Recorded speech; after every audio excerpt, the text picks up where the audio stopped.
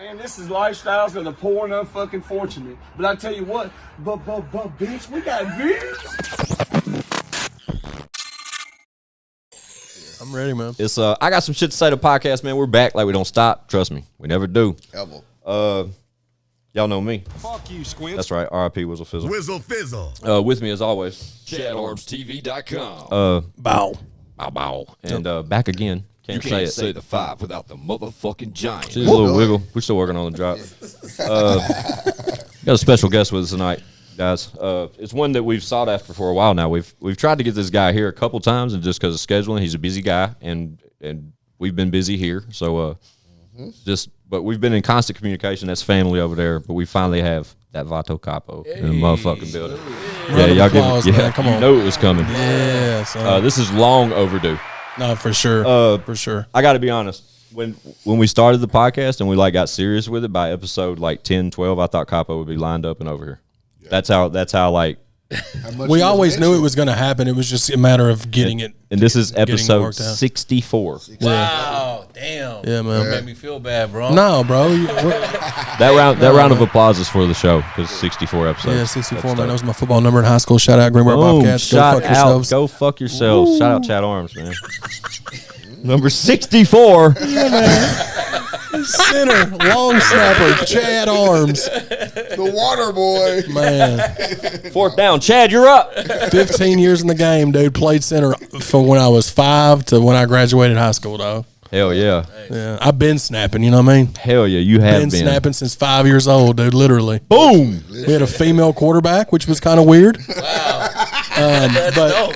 hey, shout out, man. Yeah. It was cool. So y'all was teaching health and anatomy at an early age. Equal rights, dog. Get on your mic, Five. I can't hear you at all. It was cool, man. Capo's like, y'all wonder why it took me so long to get over here. Yeah, man. Shit show, baby. No, man. I want to say I appreciate you guys for even, hollering at me and having me come on, man. Yeah. That means a lot, bro. You're a big part of our story, dog. Absolutely. Mine especially.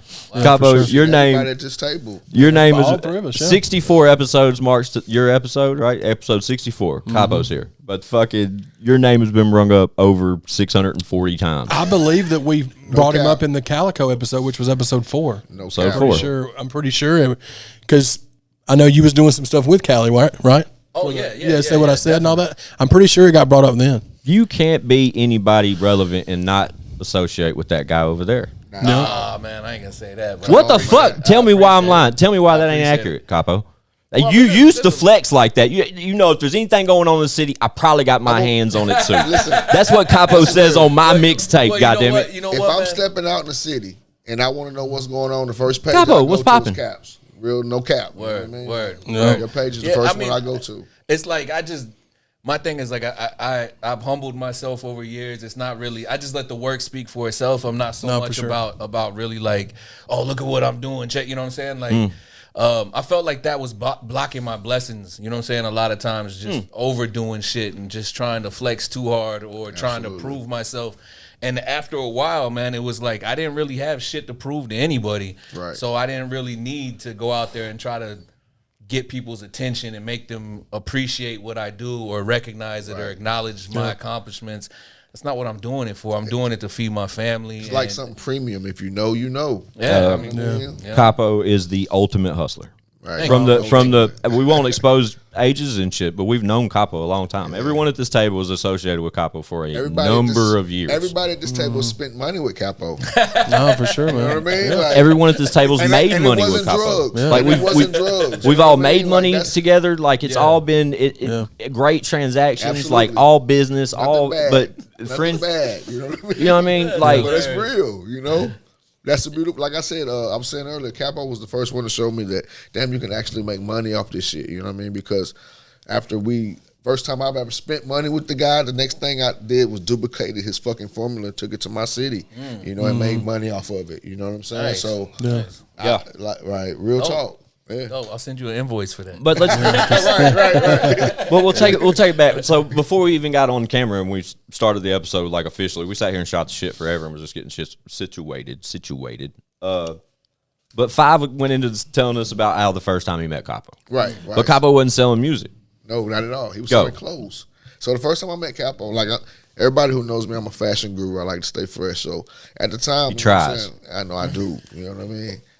I do. It's Keep a gift, going. and that's a gift and a curse. But anyway, so I'm looking for. I think it had to be Baby Napes because I wasn't really big on the 9s. So it was this label. I don't know if y'all know. It was called Baby Napes, and Baby Napes was really big on the tennis shoes at the time. I had the shoes, but I seen the jackets at the time. It was like just track jackets with the hoodies. You know what I'm saying? And they were fire too. I can't even remember what club I was at where you was at with the. Oh, it was at a club. Yes.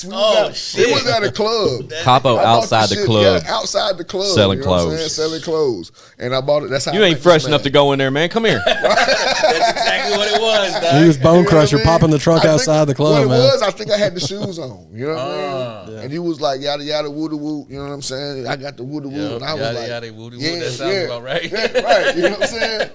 So that was the first time I met this man, and I said the second time I met the man, he was managing this artist by the name of Simi, who Simi's Shout out Simi. Yeah, right. man. Simi's like Yeah, a shout out big Simi. basketball right now. Yeah. He's Yeah, a right. basketball coach. He started A nonprofit. nonprofit. Fun fact: Robin Raynell's brother. Yes. Right. Yes, I didn't know that. Robin Raynell's brother. Right. Yep. So Right. you was managing Simi, and Simi's biggest thing was y'all was just off tour. You know what I'm saying? And I was he like, got wow. a deal. Yeah, he got a deal. Yeah. He was telling Well, all you that. and Simi are related through marriage or some shit, right? No. Who is? Somebody's related to Simi. My bad. Sorry. Okay. Well, anyway, Shout out Simi. I love that guy. Right. So, like I said, and the third time I met you we was actually doing a show with you through the Bone Thugs and Harmony. That's the first time I ever did a show with a well known artist. It was actually through Cairo because we did the Shout out Cairo. he did our artwork for our first album, whatever. But I could tell very vividly your ass had a lot to do with it just by the way you was moving around, and you know what I'm saying. And then like the fourth time, like I said, was the Golly. first time at the UMC where I met Yep. these guys. Wow. That's how we met, you know. And that was your whole program. Like the UMC is like what probably brought a lot of independent artists. Him and Saint, man. Shout out Latino shout out Saint. Latino Saint. What year was that? What year was that? Oh shit. And then we'll go to 08? Chad. Yeah, 08 maybe. So there's 08. Yeah, because that's when we dropped the Arch Rivals. And that October of says 08. when Five said he encountered us Right. based off the times he have encountered Capo. Right. Right. So it led up to that. But Chad, do you remember when you met Capo? Yes, it was when he was Baby Gotti and he dropped his first album, first album I had seen from him. I'm not sure if it was your first album, but which I guess we can go to. When did you always live here? When did you move, like towards this way? No, so like I was a military brat, so I bounced around my whole life. I lived overseas, in Tokyo, Japan, Seoul, Dope. Korea. Yeah, You remember any of that?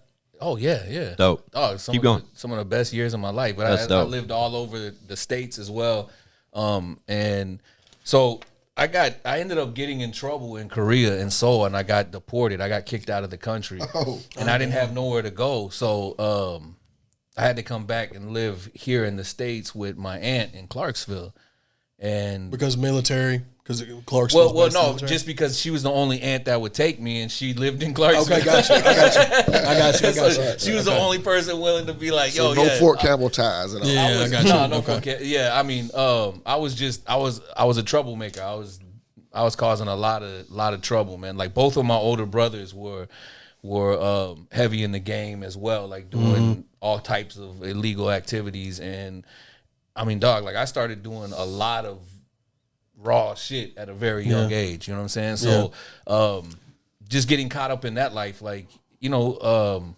just hustling. And I was at school and hustling my ass off and doing shit I wasn't supposed to do. And not really, I didn't really like, it wasn't something to where I needed it. You know what I'm saying? Like we weren't like hurting, you know what I'm saying? Yeah. But, you know, I was adopted. So it was like, I've always felt like my whole life coming up, I always felt like I owed my family. You know what I'm saying? Like I didn't want to take anything. I always wanted to earn my own way. And because you were adopted. Yeah, I see what you mean. I see that mentality for sure. So it was always like I wanted to just do it myself and not have to ask, and that kind of played a part in that. But yeah, so I got deported, ended up having to come back. I ended up going to high school in Clarksville High for like maybe 4 or 5 months, and then from there got in some trouble over there, and I had to move out. My mom ended up having to move back. She was living in Korea with my dad. They were on the base or living off base, but he was working on the base. And he came to Murfreesboro. She came to Murfreesboro, and I actually lived down here. And that was in, I think, 98, 99. Okay. Yeah. Okay. So yeah. So I ended up finishing high school. Well, I went to high school. I didn't finish. Yeah.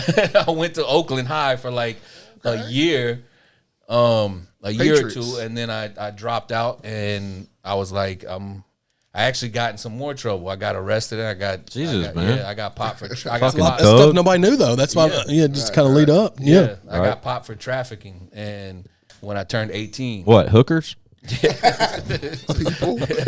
yeah, not people. Nah, I wasn't bringing the family back. I wasn't bringing them from home.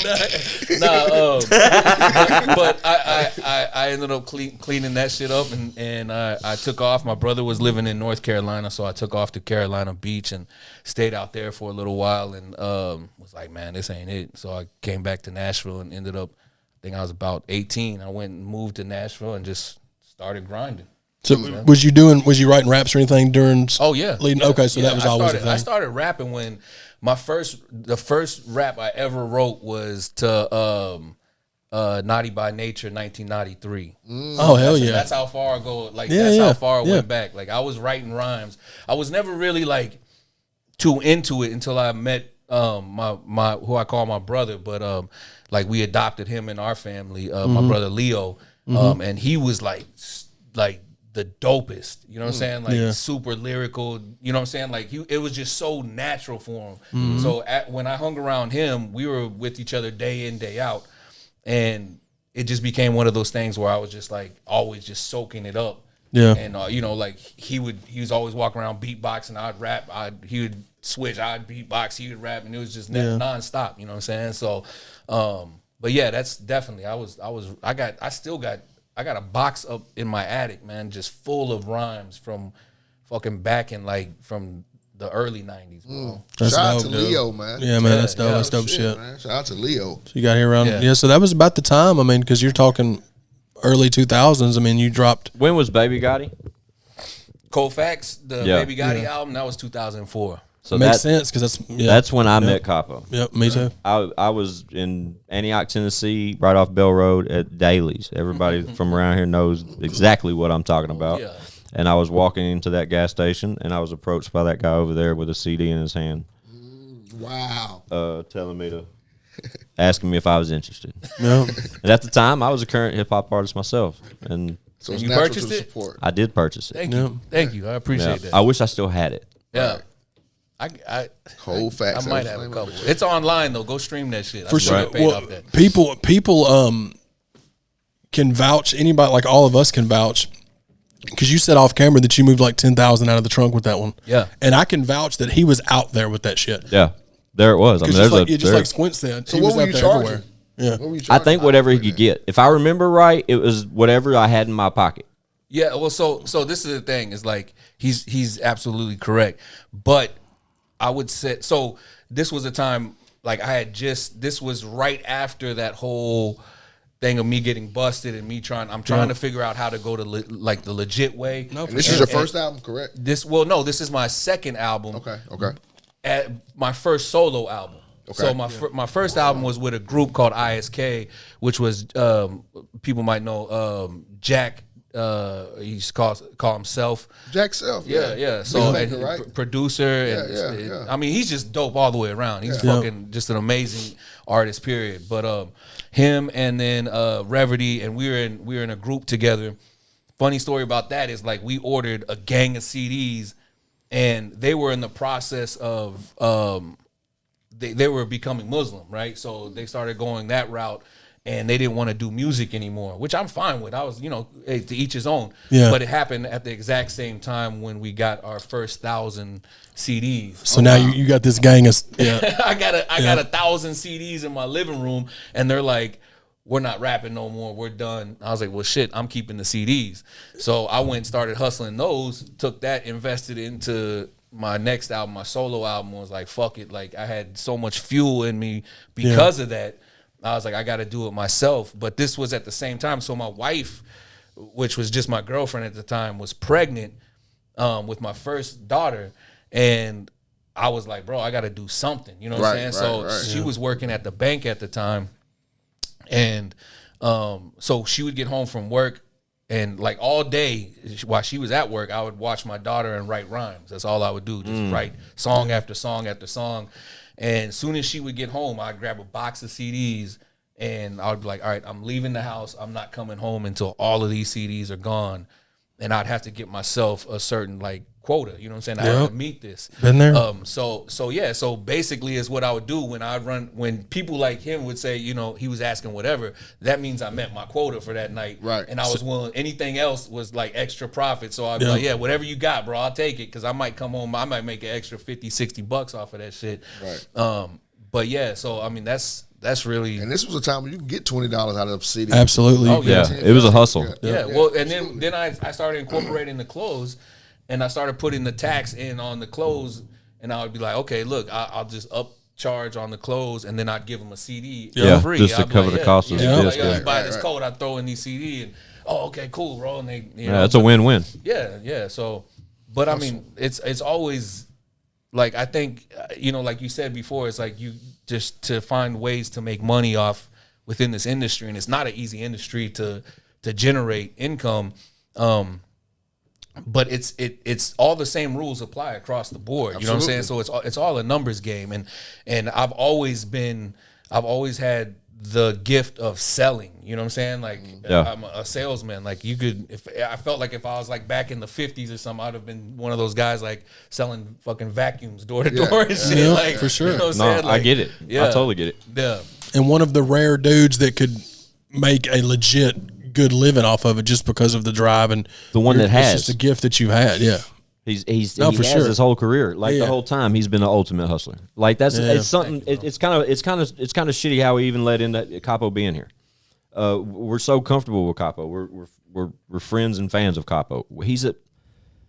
Capo is a facilitator for artists relevant now and ones up and coming to. I mean, he's a guy that you have to know.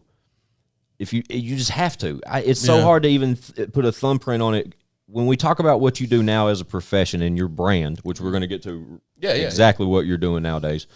But when we get to like how you led to that point, it's like that role has always been the same since Baby Gotti. For sure. Like since I got that disc from Capo as Baby Gotti, the next time I encountered Capo, he was Capo. And he's been that Capo since. Right. But that Capo has stayed relevant in this city ever since then. And I'm talking, dude, like if Baby Gotti was 04, it has to be at least, you know, when we talked about UMC, whatever year that was. What year was UMC? 2008, right? October 08 was the first one. That's the one we were in. So that really, mentally, Chad's probably could nail it a little more accurate, but that makes me pretty sure I encountered you for the first time 06, 07. Probably. Right, As far as Capo goes. Right. Well, I changed my name to Capo like immediately after Cold Facts dropped, and I don't even know why I changed it, but I just felt like this urge to just recreate myself and change the whole process and my direction and how I was approaching music. That was my next question. Did you see that you can make more money off of not being a rapper? Because I noticed that you know, once you change the name from Gotti to Capo, it was like everything that you had to sell then from here on out had something to do with the industry. Like whether it was when did that happen? How'd that happen? Well, I have 132 songs on a hard drive right now, all under Capo. Right. Like, so like I was transitioning from Baby Gotti from the Cold Facts album to Capo. I put out still as a rapper. Yeah, still as a rapper. So I was pushing that, and I don't even like to say just a rapper, as an artist. And I was pushing. I was starting to move in that direction. So what happened is, I went overseas. I went back to Korea, and Japan and the Philippines, and I took a bunch of CDs with me, and I was applying the same hustle that we have here, as far as like grinding out in the streets and going hand to hand and going to stores and dropping stacks off and being like, every time someone buys something, drop this in a bag. And I was bubbling, man. Like I started really creating a buzz. Like I still have people in Japan that buy my CDs. You can look up Cold Facts and you can find it in Japan. There's people out there that are selling the CDs for like $100. Wow. Yeah, for real. So, so that right there is what happened. Is when I was on tour, I came back and I was already rocking with Simi, and I met Simi actually through Robin.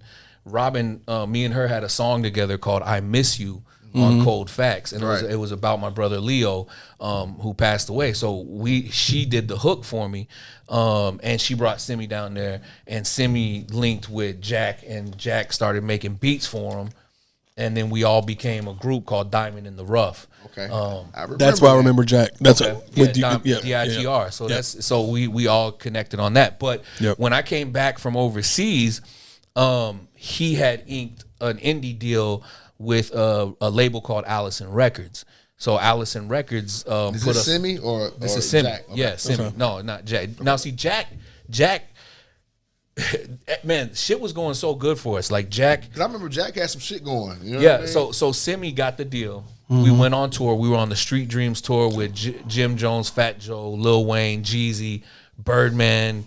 Oh wow, I remember that tour. Yeah. So we were on that tour, fucking for a couple of months, right? Just traveling all around in a tour bus. Like our tour bus was parked in between like Lil Wayne and Fat Joe and shit like that. You know what I'm saying? So, so like from there, Jack on the other hand was going to Atlanta, and we were making beats. We were in the studio with DJ Drama. We were actually there. Jack was knocking out beats while Styles P was recording his first Gangster Grills album with DJ Drama. And this was right before. Y'all hear this shit? Like, y'all hear that shit's dope. This was right before they raided the studio, and they took him down for all that shit. So we're in there. There's mixtapes everywhere. We're in there just blowing trees. Styles P, this is the first time I ever seen an artist go in the booth and smoke a whole blunt while recording, just like blowing, just spitting rhyme after rhyme. Yeah. And then the manager that was managing us put us in contact. He was rocking with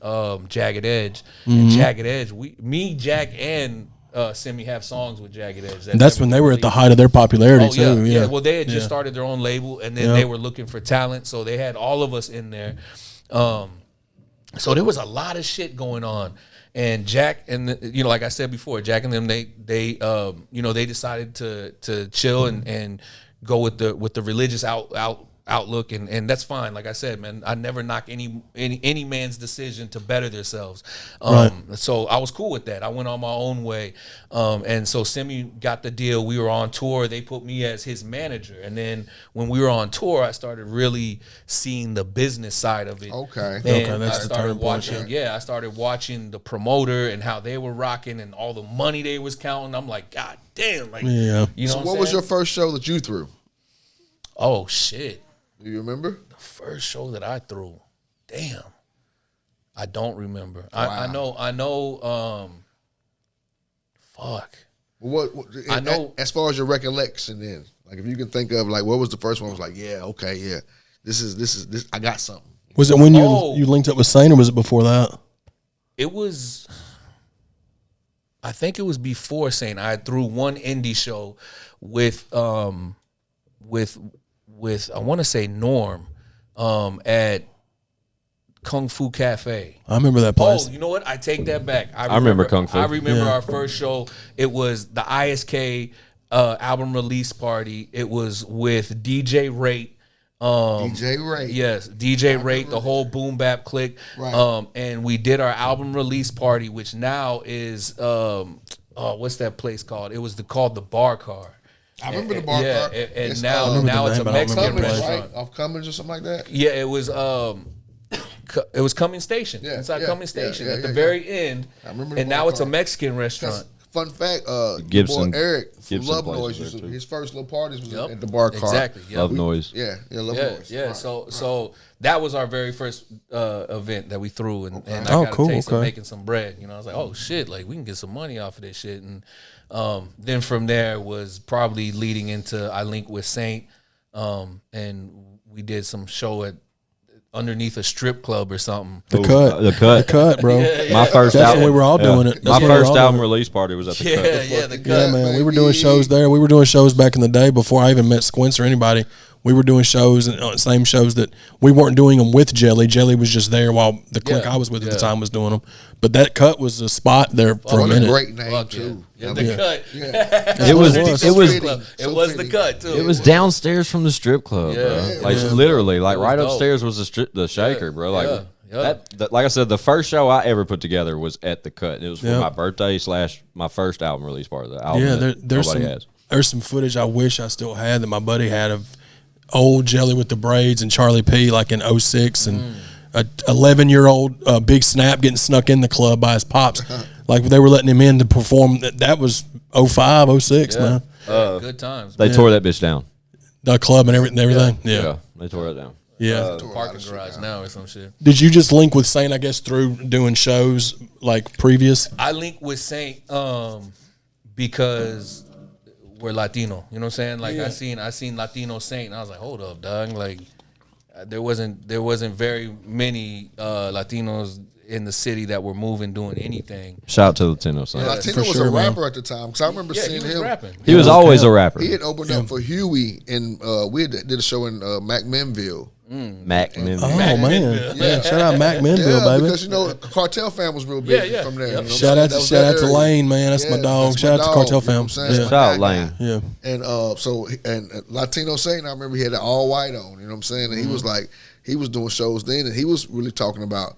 I think he had been in a movie or some shit at the time, and he had a hell of a portfolio as well. He was an extra in a movie. Shout out Latino Saint. Yeah. So, Yeah, man. So go You know how many birthday bashes I had with Latino Saint? It was in the Capo hundreds and of Saint shows we did with forever. Capo and Saint. Like, Yeah. you know what I mean? Like, They were 2 and 2, man. Like it was every they did a lot of business together. But then like when we connected, we just connected on that tip, really, honestly. You know what I'm saying? And I came to him with the basic idea for the UMC, you know what I'm saying? Like I was like, I had this, and then he started putting his twist on it, and then we just started like just snowballing that shit. Like, and for those that don't know, UMC, what was that? The Urban Music Challenge. Urban Music Challenge. Yeah. So need a round of applause. Go back. UMC, that was what? That was a springboard Urban for your Music boy, Challenge. for sure. That was a all of springboard us. for anybody who started from 2010. Bro, that changed all of us. That changed. I don't care if he was a rapper, producer, even artist, a model. Even before the UMC started in 08, we were still doing shows at the Rutledge. Yeah.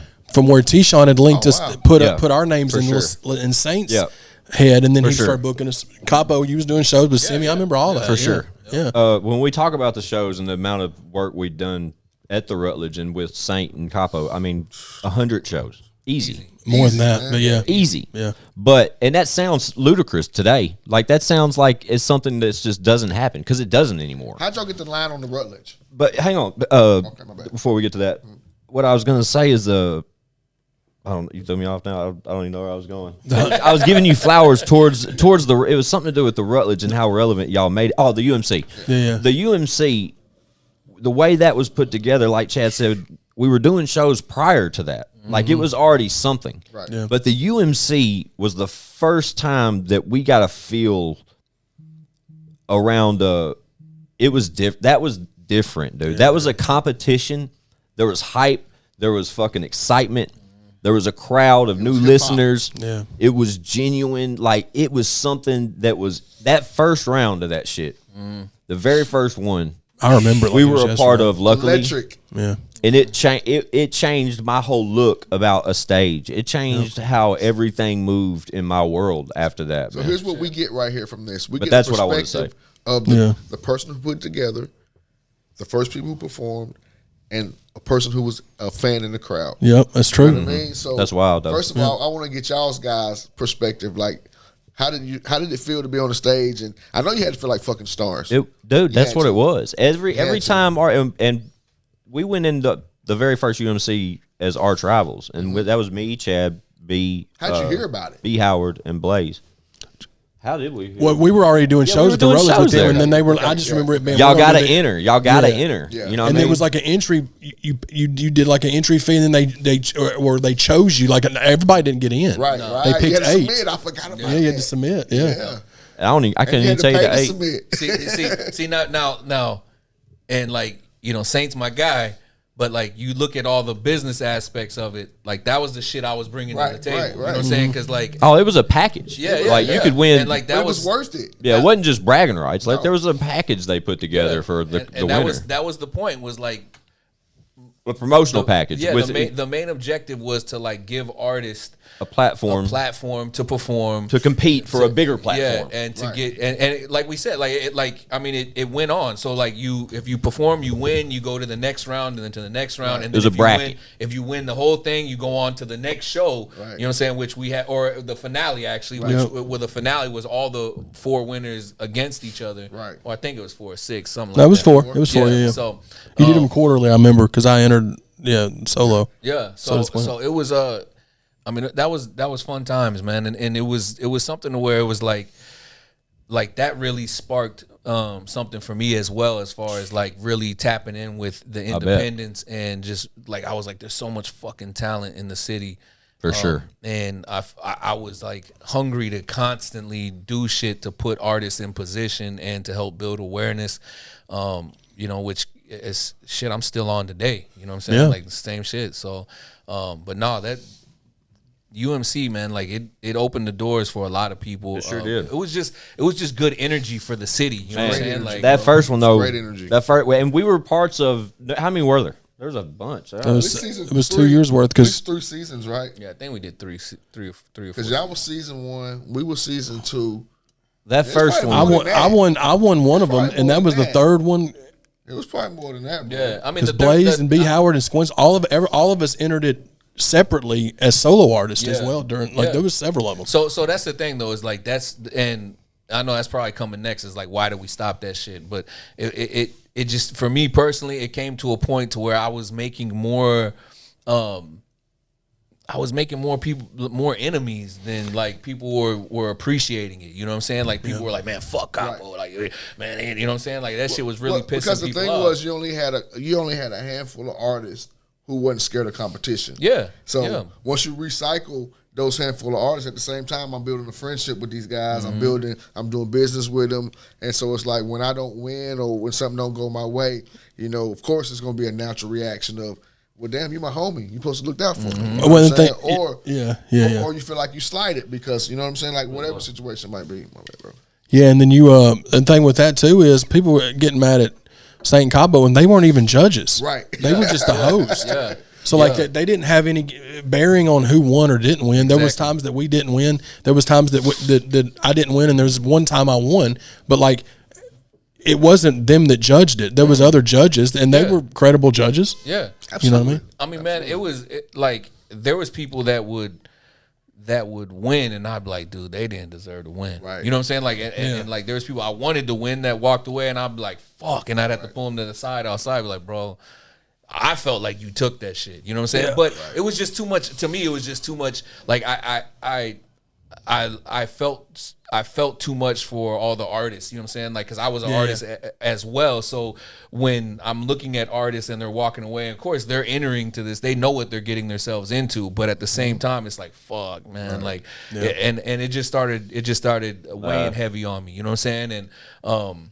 then, you know, it just became one of those things where it was like, fuck, this could potentially hurt my business. You know what I'm saying? Well, like, y'all had a good run with it. I mean, it went well for a while, but I could see why that would make you not want to do it anymore. Yeah. Especially when when you have business ties with a lot of the artists in here, it can make them, for whatever reason, salty at you, even though it's not. I get that completely. Yeah.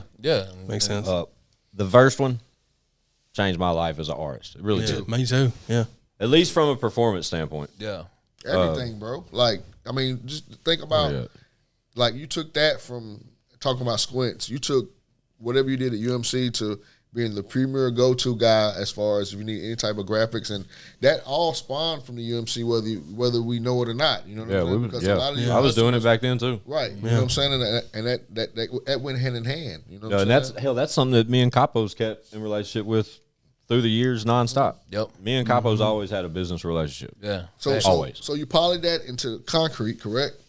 Concrete Magazine. Actually, Concrete Magazine. Well, it was already going before. How'd you and Brian hook up? Well, Concrete, it started in 2004, right? So, that's right when I was on tour with Simi, and I remember one of the tour dates. It was in Nashville, and Brian and I think his partner Kevin were outside of the venue. They were trying to like get interviews with some of the artists, and they were standing outside of the tour bus, and our tour bus doors open, and I walk out and I bump into him.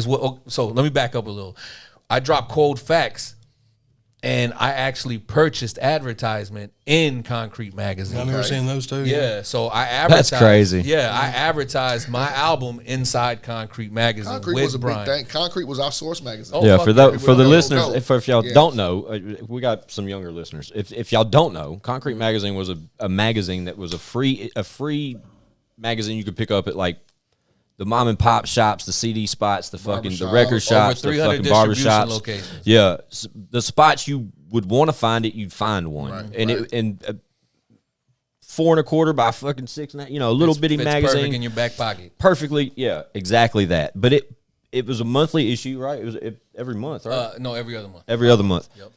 But it was all focused around, you know, Southeast region hip hop. Like basically, like if you was making noise, you wanted to be in that magazine. Absolutely. I still have mine from when I won the UMC. One of the things you won for winning the UMC Was The a write-up. Yeah. I still have the magazine. Black Cowboys on the cover Black of it. Catfish had a write-up too. Yeah, for sure. Black Catfish had a cover. Yeah. Yeah. Yeah, they were on a cover of one. So I had a write-up in one. Original Entertainment had a cover. Yeah. So, but yeah, so that like, so I advertised. That's how I ended up meeting Brian.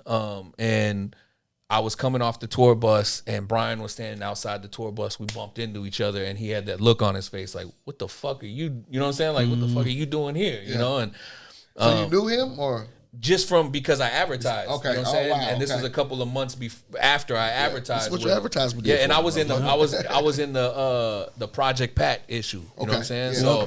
So and I came off the bus, bumped into him, dapped him up, we talked for a second, but I could see he was kind of like, he had that look on his face like, what the fuck are you doing on a tour bus out here? Like, so you know, we finished the tour or whatever, and then Brian ended up hitting me up and was like, man, I see you out here, you know, moving around, doing your thing, and you know, how would you like to come and sit down, chop it up with me, and see how we can work, and maybe you can be a part of the team? And I was like, fuck yeah. So it really just started off on some like me distributing the magazine form, and like that's really it. That's where it started. And then I was like, yo, like I need to make some bread, you know, besides like distribution bread. Like he was paying me to get the magazines out. I was like, can I sell some ads? You know, he's like, yeah. So Why not? yeah, so I started taking that, and then like I remember the first time he was like, "Yo, all right, here's the price breakdown. You get this off of this, you know, off of a full page ad. You get this off a half page ad." He's Off like, you know, went Capo. yeah, and I remember I called him back like the same day, and I was like, "Hey, bro, I sold all them ads you got me. Like, can we add? We more?" need a bigger book. Yeah, I was like, I was like, More can we pages, add more baby. pages? You know what I'm saying? And Yeah. and that's kind of like he was like, oh shit, like all right. And then from there it was like, yo, can I start using Concrete's name when I throw events? And so I tied Concrete into like, you know, the Genius. Concrete magazine anniversary party. Made Concrete even that much more relevant to what we did. the Concrete anniversure parties were epic. Yeah, Epic. they were Yeah. Fucking Besides epic, the bro. UMC, I remember those are what I remember the most. Like the UMCs, the Concrete anniversary bashes and stuff. Yeah, those were dope, man. I performed at one of those. Real Yeah, quick, we did- I I gotta forgot tell which this, one it was I we gotta did. tell this story, man. Go. So before I was a part of Concrete, I had one of my homies named Sleepy, right? Thuggin', dog. Like he came from Vegas, you know what I'm I saying? think I know who you're talking about. So yeah, so my guy, man, like, you know, and he was one of them guys that like he doesn't get the industry shit. You know what I'm saying? He's just street. That's it. Like that's all he knows. Yeah. So I take him with me. He's like, I'm gonna help you hand out flyers and shit for your CD. I'm like, yeah, dog, I need some help. So we went to the Concrete anniversary party, and Lido was performing, and my guy, I was there. for some reason, had an issue with Lido performing and starts grabbing flyers and like Lido's on stage and my guy's just like flicking them at him. And I'm like, yo, That was chill. your guy? That was my guy.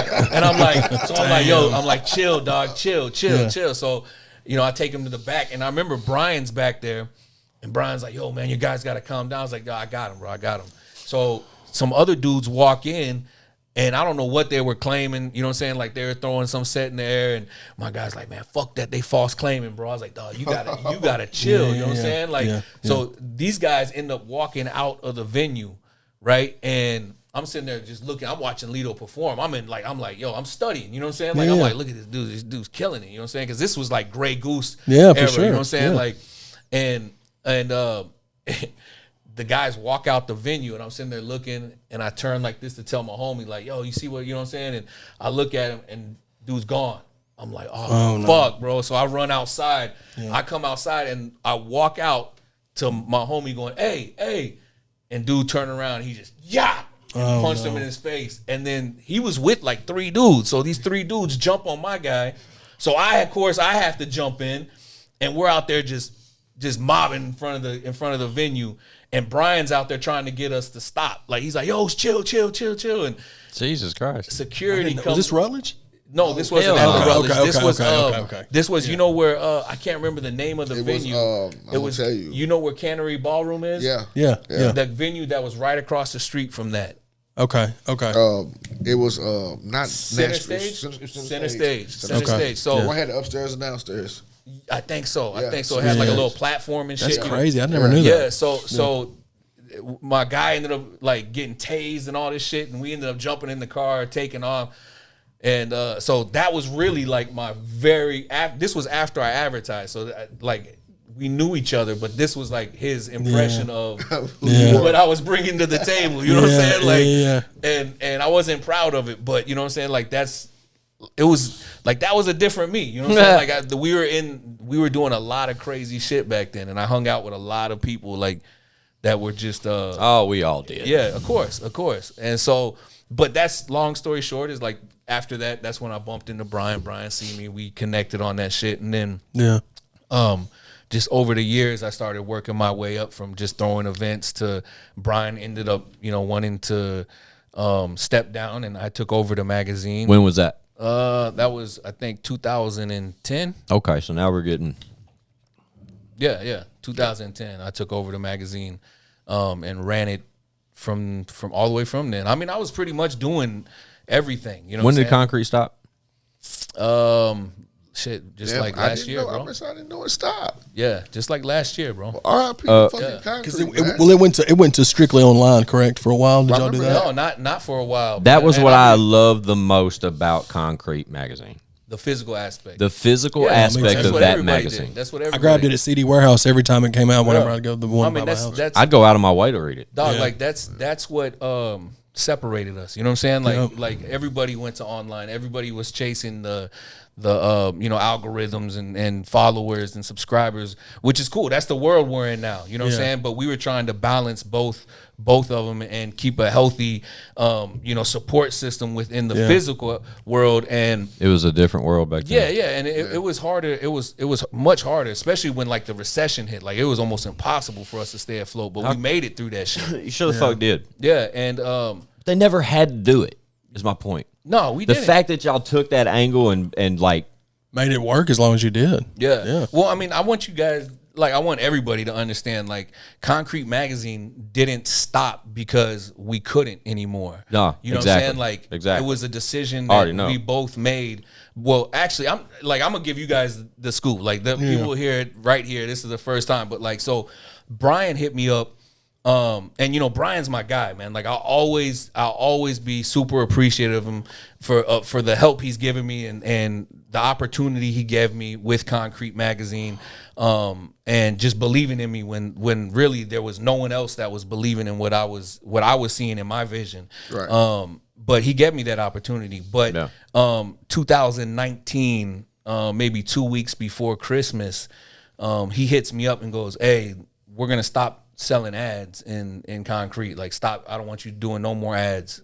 We're gonna slow down on the physical aspect." So I'm like, yo, what, like, hold up now. yeah, That's I'm a big like, that's a big chunk of money that I'm. I'm like, bro, this is how I'm feeding my family, dog. And and like, I'm not gonna hold it against him, but dude was like, you'll be all right.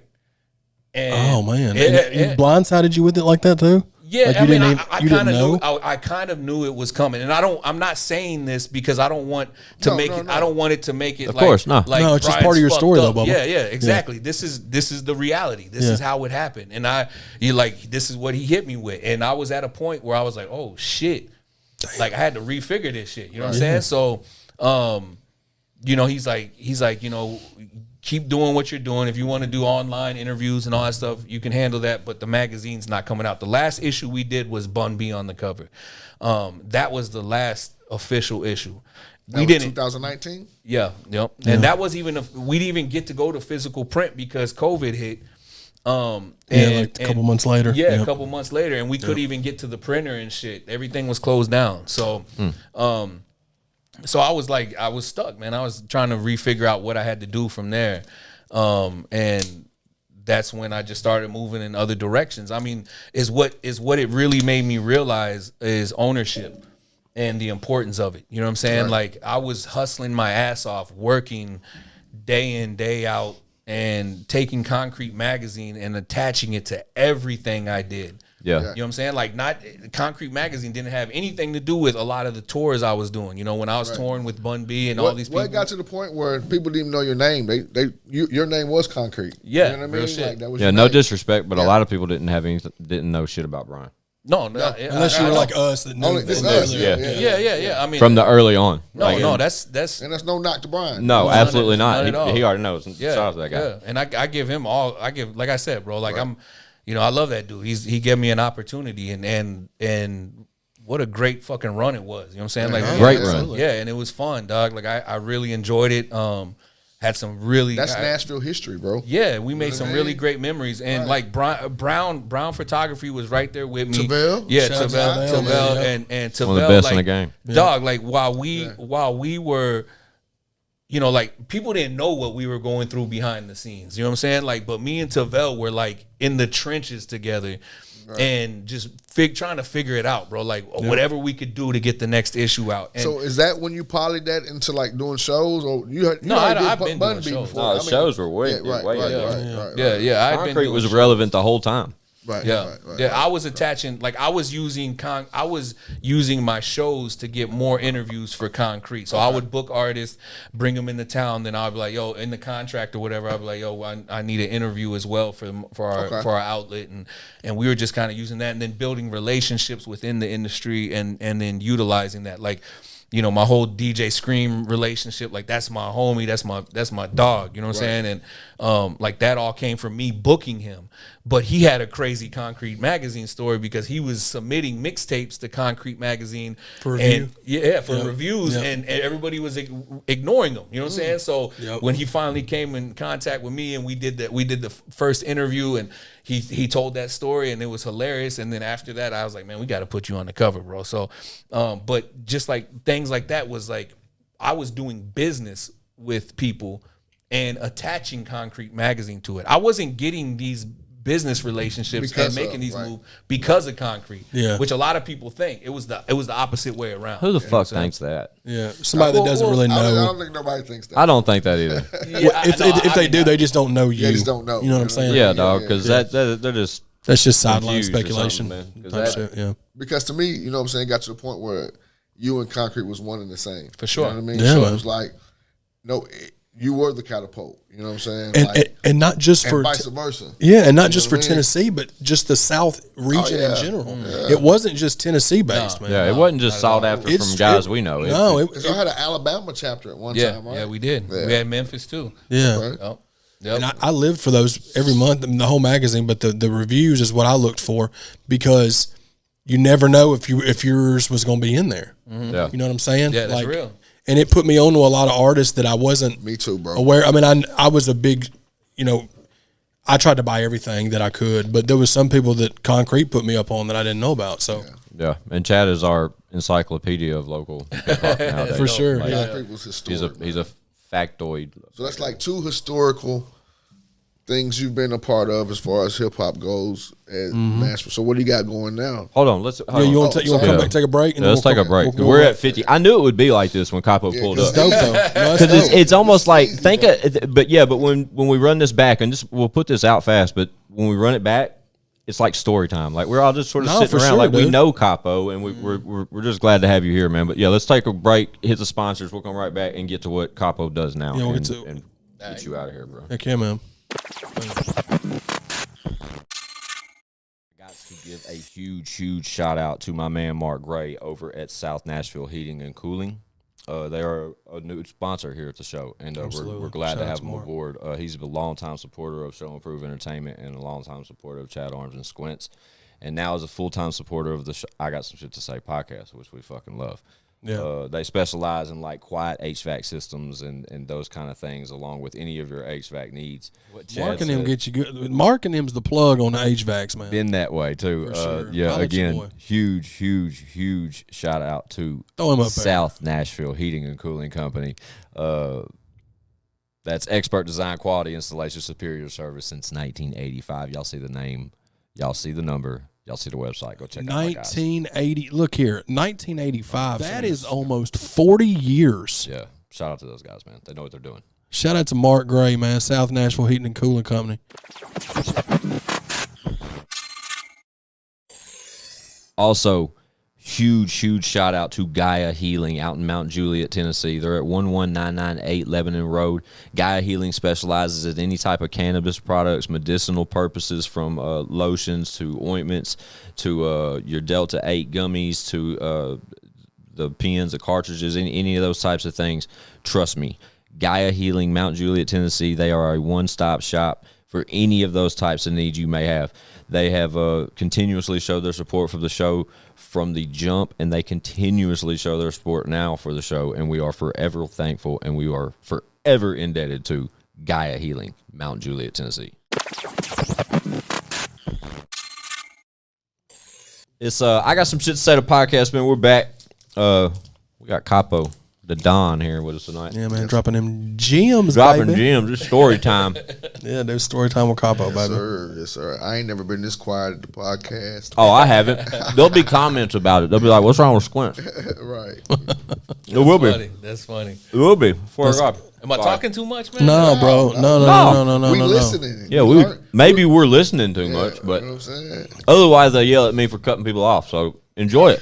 Right. Yeah, they like usually we have to provide the content, but like you're telling us shit that we wanted to know personally. for like, sure, right? and it's tuning a lot of people on ChadArmesTV into Shout out who to you are. Werther's Original. Because like we said Original. earlier, when we took the break, we're connecting a lot of dots because like we on episode 64, right? Yeah. So you're connected to at least 85% of in some type, shape, form, or fashion, 6 degrees of separation. Yeah, You know what I mean? for sure. At least 80% of our guests that we've had here, you're connected to. Oh, wow. And they got a story about Capo. Absolutely. And Yeah, it's for sure. mentioned on the podcast. For sure. So for all y'all who didn't know what everybody was talking about, this is the man right here, Yeah, this is man. him. That guy. You know, like I tell my guys, and I pass them from here. Like one thing I always like about Capo was like Capo doesn't sell drugs. You know what I mean? But and I don't. This is what I want to ask you: have you ever had a 9 to 5? Like, have you ever worked for like Ron Stott or? I didn't think so. Like, I haven't had a 9 to 5 since '99. That was that's what You know that what was I a mean? line in one of my songs. Hey, right? that's a hard line, and this dude. man has, what, 5 daughters, 4 daughters, Four. daughters. Yep. You know what I'm saying? The provider at the Dad house. gang, all three of y'all. All All three of y'all. Now that's the thing is like I do want to say. Capo's got all girls. Hustle. Yeah, I do have all girls, man. Like but me. I do want to say, like, if it wasn't for my wife, I wouldn't be able to do none of this shit. Right, Like, right, real talk. absolutely. Like my wife, she may not have a 9 to 5 or work a regular job, But she has a million jobs. Right, You know what I'm right, saying? for sure. So like she's definitely like even with the new agency, like she came in at half owner on this one, so we can launch it together and really Absolutely. and really because that's what we've been doing behind the scenes. I mean, even with Concrete, bro, like. There was so much shit she was doing behind the scenes for me, transcribing interviews, lining up shit, coordinating. I mean, all kinds of stuff. And then with IUM promo, she was doing all the books and everything. Like there was so much shit being done behind the scenes. almost an hour's worth of footage in the first segment of this. That's the first time we've even said IUM promo. Yeah. Yeah. Ain't that fucking crazy? I'll be real with you. Like IUM promo wasn't. That's Capo. It started from international underground marketing, and then went to IUM promo for tax reasons. But I get that. yeah, but nah, like and that's really like that started on the tour when I got off tour with Simi. Like I was on the bus really looking at how all these people behind the scenes doing the business were operating, and I felt like I could operate at a higher level. You know what I'm saying? Like I was like, dude, I could out hustle these guys. I can do the same shit they're doing, but shout out to better. that kind of mentality. Yeah, but do it better and give these artists, because like dog, like they were taking artists on the road, and some of these artists were paying to perform, and they would show up and they would overbook the show, so they would have too many artists on sloppy the bill. shit. Yeah, sloppy shit on the bill, and they would be like, "Yo, so and so's outside. They're mad because they can't get in." They'd be like, "Fuck them, find someone else in the next city." You know what I'm saying? I'd be like, "Yo, the dude paid like $5,000 to be on the show." You know what I'm saying? Yeah. So it's like, but that was the type of shit that I was like, nah, like I can do this and do it right, because I know what an artist needs. I know what an artist wants, because I'm coming from that aspect. You know.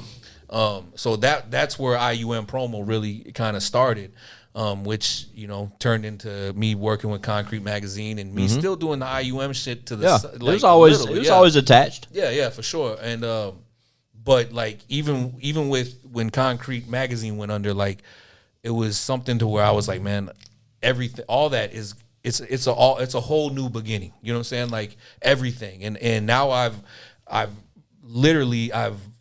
taken every resource that I've built over these years and put them under one umbrella. You know what I'm saying? So everything that all the connections that I've made, all the people that I do business with on a regular basis, from videographers to photographers to other promoters to venues and stuff like that. Like now it's under one umbrella and just operating at full capacity. You know what I'm saying? Like, Absolutely. Is SmallAxe the SmallAxe agency.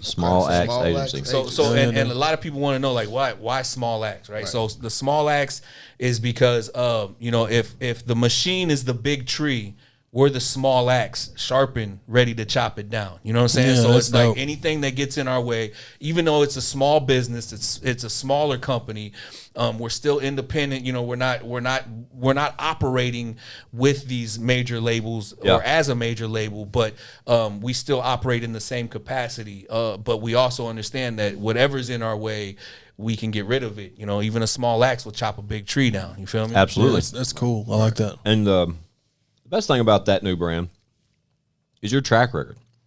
And people like us, not that we're anybody important, but here are 3 people that could literally speak the world of you when it comes to what you're trying to present. absolutely For anyone trying to make any type of move in any direction we've covered tonight. right. Or covered today.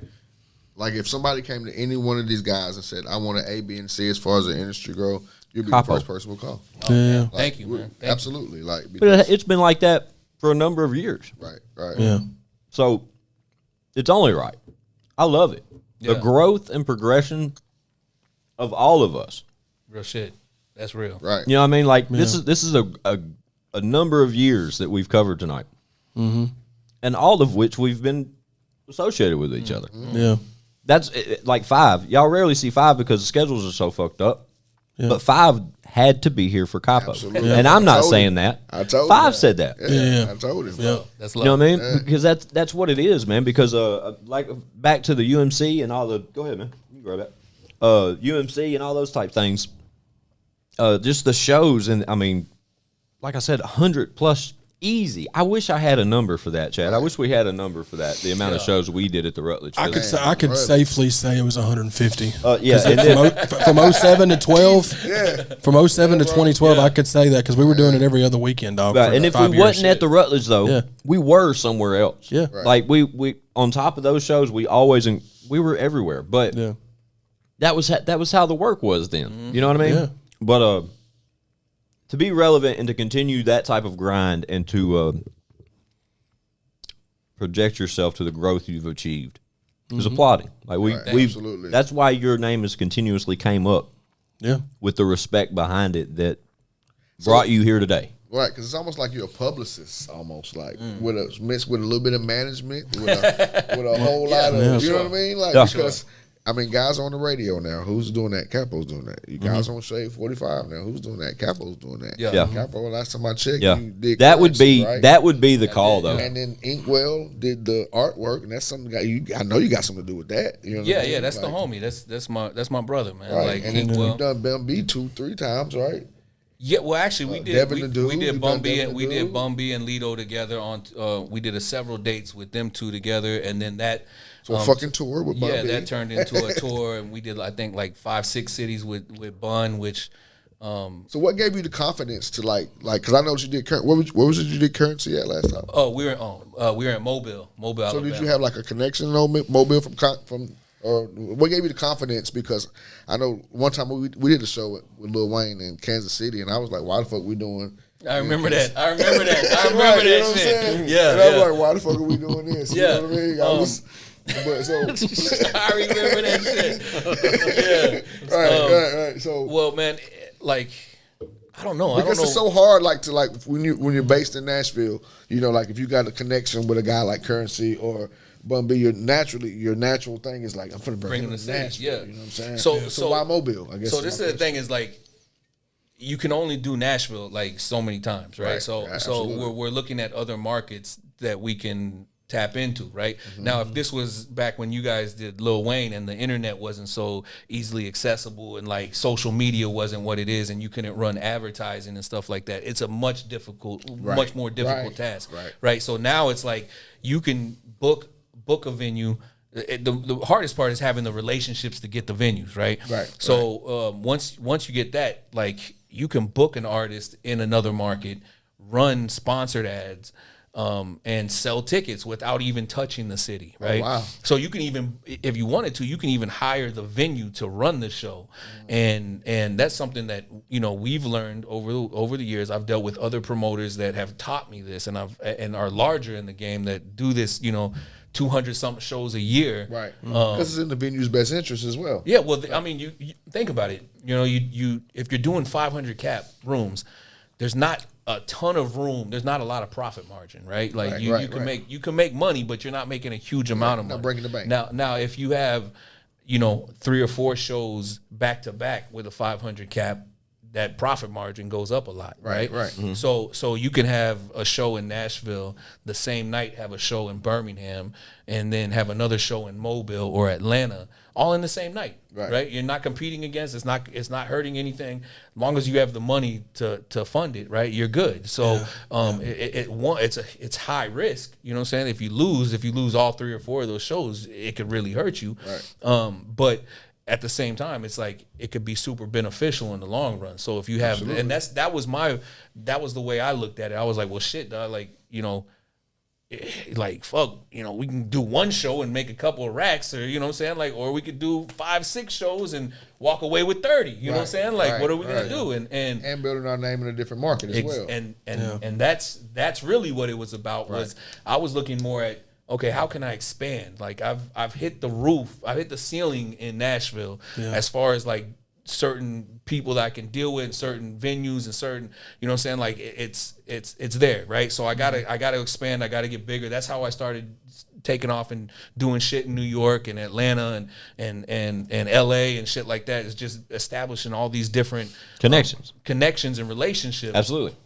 But yeah, like the touring was like, yo, I can go to this other market and build the same way I built in Nashville. I can take the magazine down there and we can expand the magazine into a whole different market, build awareness for concrete. I can meet new artists, which I can offer services to these artists as well after the show. So a win-win. Yeah.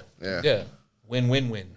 Right. Well, another thing we can talk about too, where you're fully managing Tony Delano, Cairo Inc. Correct? Yeah, the GOAT. Definitely. Which he's been on the show, one of the earlier episodes, and y'all have been linked for probably 20 years, close to. Yeah, bro, about 20 years, dog. Like, maybe even more. Bro. I can't have either one of them in the room and them not to mention the other.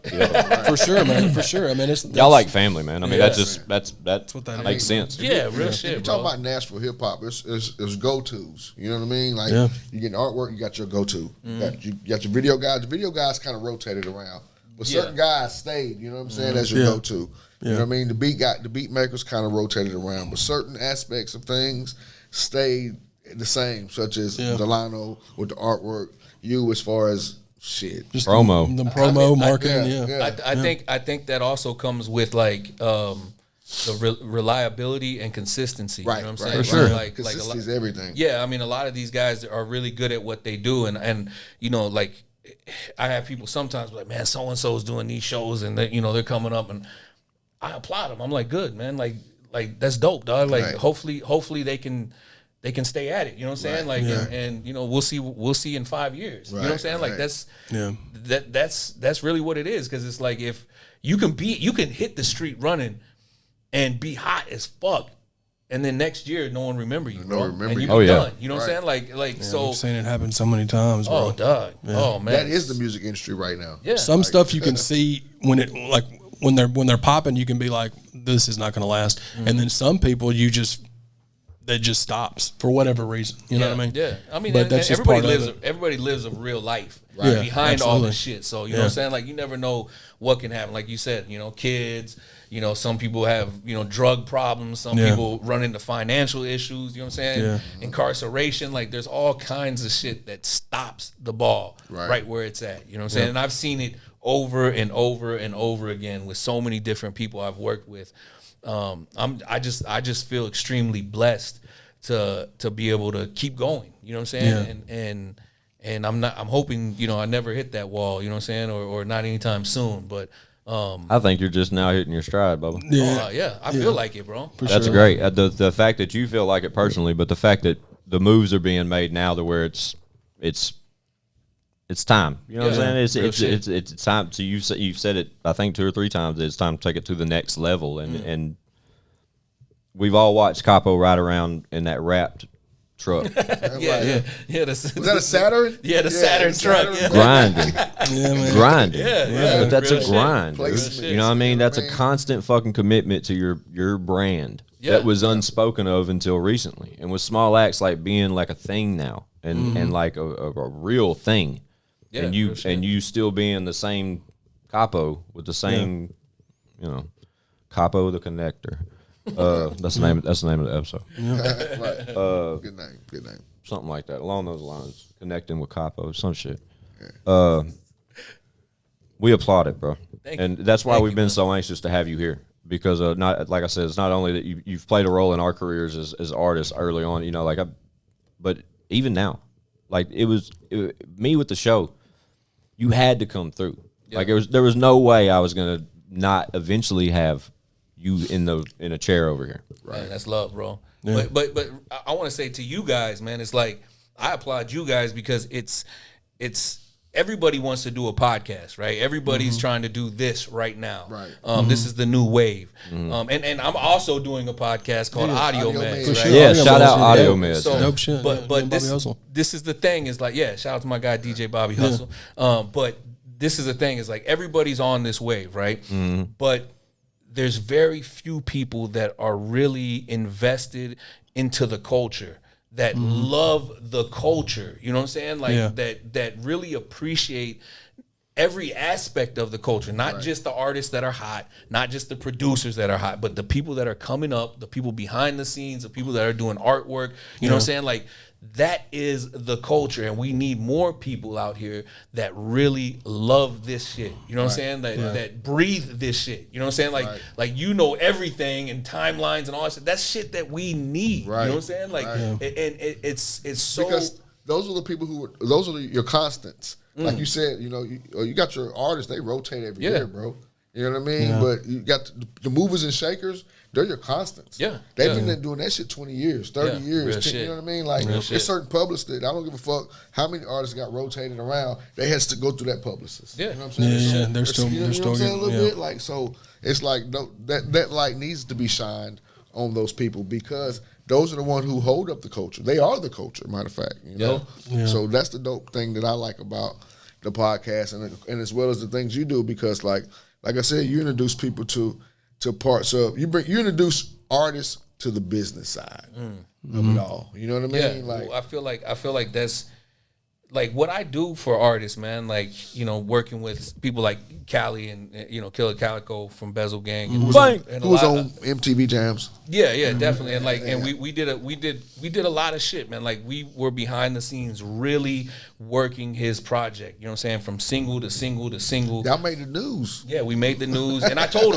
him when we did those signs, I said, Shout out Squints. I said, shout out to my man Squints who printed the signs for us. But I told him, I said, when these go out, we're gonna make the news. And he was like, damn show did. And boom, sure enough, it hit. I said, look, I printed those. But is what I was trying to say is like what I do for these artists isn't something that no one else can do, right? Anybody can do this shit, right? Like the artists can do this shit for themselves, right?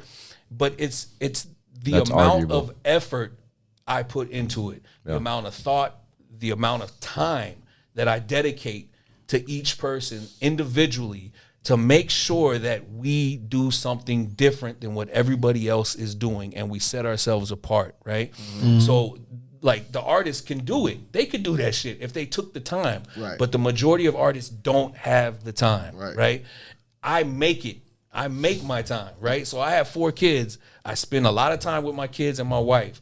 But there's like, if my wife was here, she would tell you, there's times where, you know, 12, 1 o'clock in the morning, I'm sitting there working, right? Texting someone about ideas or writing down ideas, or we're at the park, I'm on the phone making phone calls, booking an artist or doing contracts, or it doesn't stop. It's around the clock, 24/7. I get it. Yeah, I wake up 3 a.m, I'll have an email from an artist like, yo, I need this, this, and this from so-and-so by this time. I'm on it. I wake up right there. I start doing it right then. Fuck it, I'll go back to sleep. You know what I'm saying? Like, I'll sleep a little bit extra, you know? But that's what sets me apart. You know what I'm saying? Like, it's not, like I said, it's nothing super amazing about Capo that like, oh shit, he's got the fucking formula, he's got the key. Nah, dog, like I just hustle. That's it. I just hustle my ass off. I dedicate myself to shit and I think out the box, which if artists would stop being like so influenced by what's around them and trying to follow everything that's hot and just do shit their way and be like, I got an idea, I'm gonna do it this way. Right. You know what I'm saying? Like, try that shit. Yeah. You know, and it'll work for you. But I tell artists all the time, like, when you hire me, yeah, you're gonna pay me. And I want you to understand, like, this is shit that you can do for yourself. And when we start doing it, you might even think that, like, man, I could do that shit. Right. But how long would it take you to answer all these emails? How long would it take you to put this rollout together for your campaign? How long would it take you to reach all these radio DJs to get your shit in rotation? You know what I'm saying? Right. And I make it happen. You might do it one day, but will you be dedicated to it? You know? Exactly. My thing is, if they were, they wouldn't be coming to Capo about it. You know what I'm saying? Like, truthfully. You're right. Yeah. But at the same time, what were we talking about earlier? Ordering groceries, right? Ordering food. Yep. It's the convenience. Yep. They pay for the convenience. Absolutely. Capo's doing the legwork. He for sure makes it happen. And not only that is I've burnt my fucking hand on that stove and hit my head on that ceiling so many times that I can tell you, when you put a plan in front of me and I can say, this is what's going to go wrong with this plan. Yeah. Before you even invest in it. You know what I'm saying? Like, I'm going to save you money in the long run. I'm going to save you time. I'm going to save you energy. Because you can waste. That's priceless. You listen to me, you live longer. That's priceless, ladies and gentlemen. It's facts. I tell people all the time, you know, I can tell you what not to do. You know what I mean? And that's more valuable than me telling you what to do. Right. You know what I mean? Real shit. I can definitely tell you what not to do, you know, just from the experience. So, you know, and I know, man, I mean, about the experience, I mean, and you're still learning right now every day as you go. But every day. Still, the knowledge that you have is probably just. Capo, I need something. I need help with a venue. We need a venue probably for episode 100. Okay. We have a few artists that's been through the show in the past 60-something episodes that'll be here in the next 40. that we're going to try to put together a big shindig of some sort. One led by our fellow co-host Leroy Biggs, sprinkle in a little Chad Arms, Lex Top Dollar, and amongst numerous other artists. I'd like to bring our boy Kane Comfort. I'd like to bring him into that. I just think that the possibilities for one big shindig for our show is in the horizon. Okay. And like with some of the names incorporated with it, it could be a pretty memorable event. I'm anxious to I just don't know where to start when it comes to a venue nowadays. Yeah. I mean, it's that's real shit. Yeah, there's a ton of them. Baseball talk. Huh? Basement East still open? Yeah. We did KRS-One and Devin the Dude there a couple months ago. See what I'm saying? Sure did. And I know you got something lined up here. This is coming out tomorrow. KRS Monday. Wow. Ladies and gentlemen, this man just did KRS-One. Yeah, Dude, we worked the merch deal with KRS-One, and yeah, that shit went crazy, dog. Like super dope. Tony did all the artwork for it. So You ain't going wrong with that. Yeah, and we did a merch deal with Devin the Dude. Tony did the artwork for that, you know what I'm saying, and Currency. Yeah, you can't go wrong when you. That's not. Are you booking them and then polying with the merch deal? Facilitating. That boy, Yeah. I'm telling you, well, man. well, it's innovative. It's about figuring out another stream of revenue. Yeah, right? stretching them out, man. So if you can only do one. Is what happened was with I'm selling you two tickets. With the whole COVID and the pandemic, we had to eliminate meet and greets, right? Right. So that took away a stream of revenue, right? It was already bad enough that we were down to limited capacity events.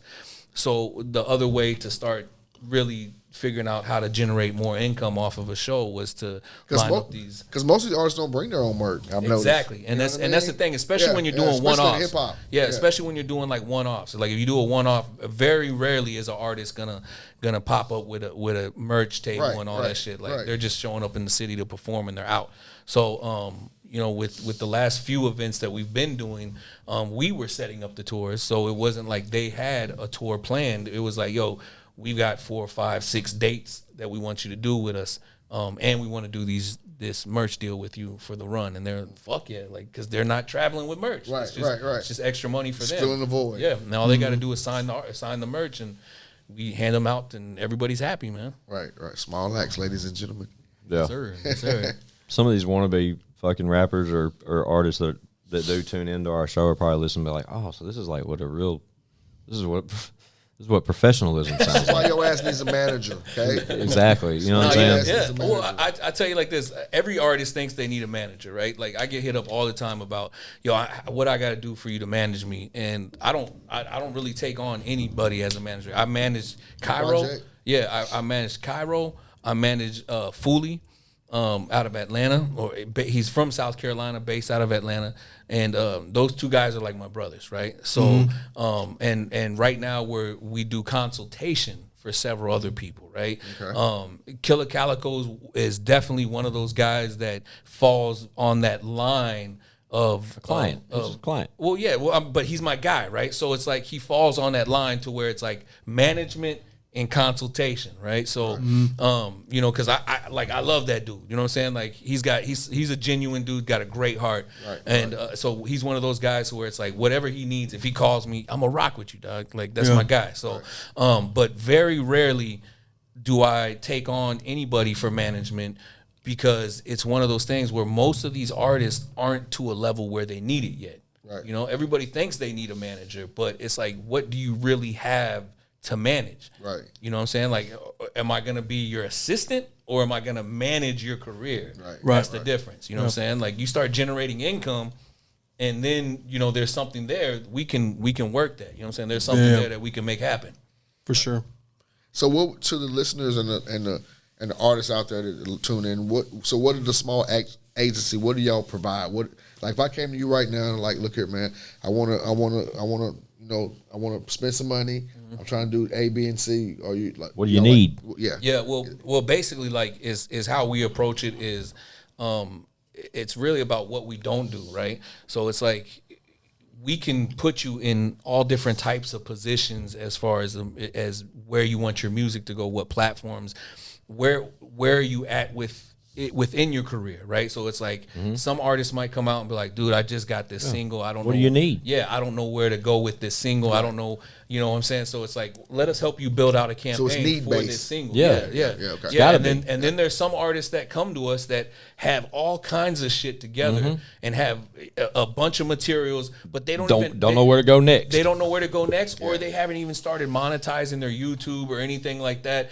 And it's like, yo, you've got, you know, all these listeners, you got all these subscribers, you're getting all these views, but you haven't even monetized your YouTube page yet. You're just throwing videos up. You know what I'm saying? Just like, and it's like, dog, you could be generating income. So it's like, you know, this music industry is a fucking expensive industry. Yeah, it just sucks money out of you all day. Every way you turn, someone wants money. Right? So it's like you have to pay attention on the points that generate income, which are, you know, your streaming platforms, if you monetize your YouTube, the merch, and your shows and features. Those are 5 streams of revenue right there for an artist. Right? So if we can focus on those 5 streams, in a year we can have you generating money, depending on where you're at. Like the lowest level, we can work hard for a fucking year, go crazy. Right.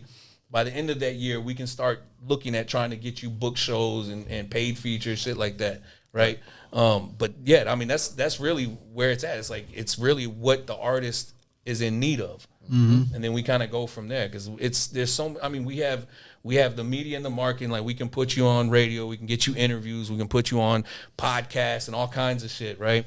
You know what I'm saying? We can do your merch design.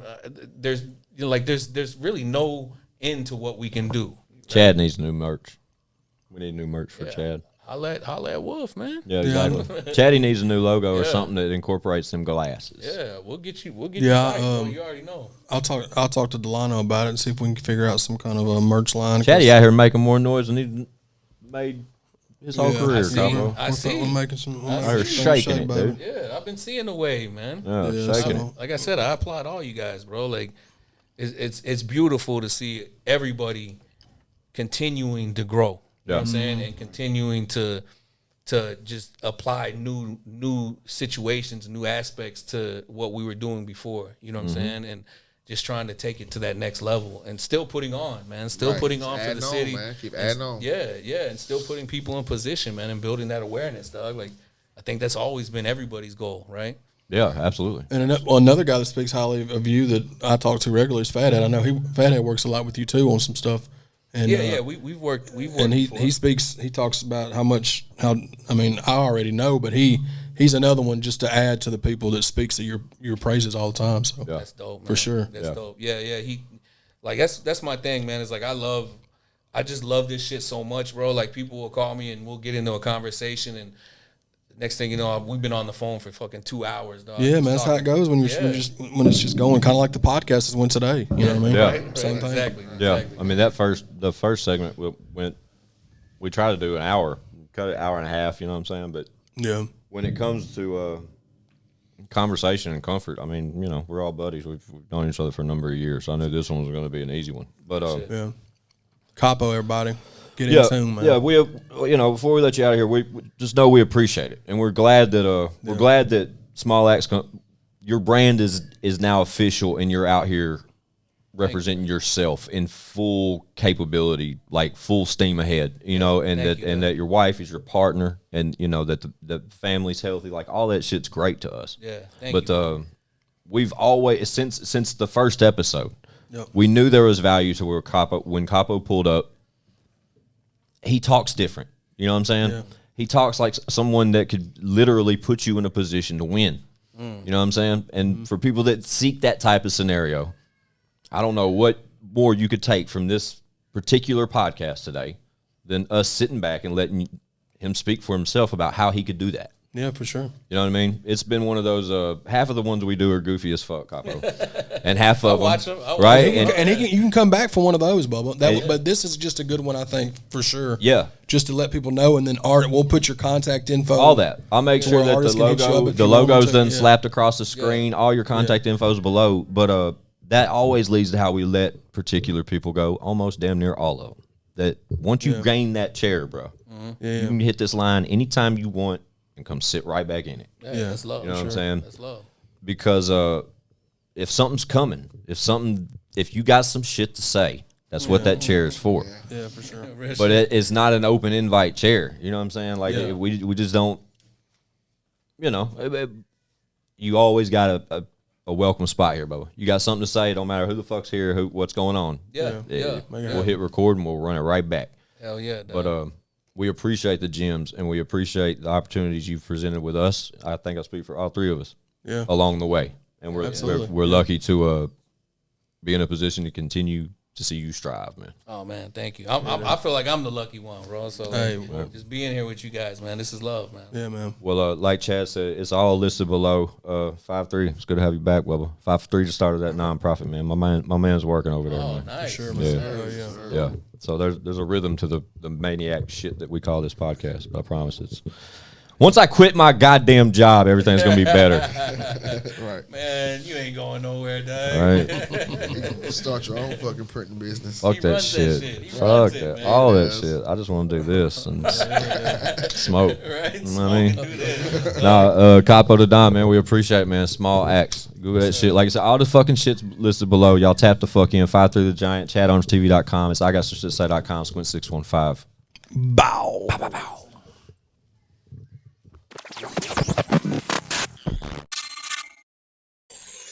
But bitch, we got views.